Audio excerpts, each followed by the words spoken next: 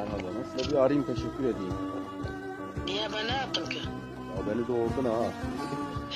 İyi ki demin hani ben gün görmedim, niye beni doğurdun? Yok anam yok. Lan oldum ben dinlemek. Valla ben dedim belki öyle diyeceğim, ben ne yaptım? Bugün benim...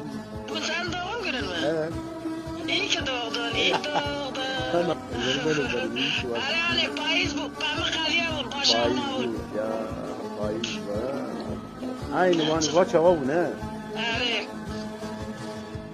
Hani böyle çadıra bu, onu gibi böyle çadıra. Çadırda aynen. Bir bayram günü de kurban bayram sabahı. Vay be.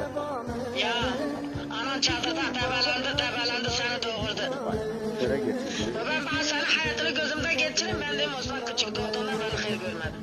Yok vallahi ben hayır gördüm ama. Vallahi benim yanımda sen görmedin. Yok ben hayatımda bütün yaşadığım her dakikadan inan bana memnunum. Yani benim bunları yaşamam gerekiyor. Anladın mı? Ben başka bir... Sen kız mısın abi? Sen Yok. kız mısın? Sorun. Eylâli ve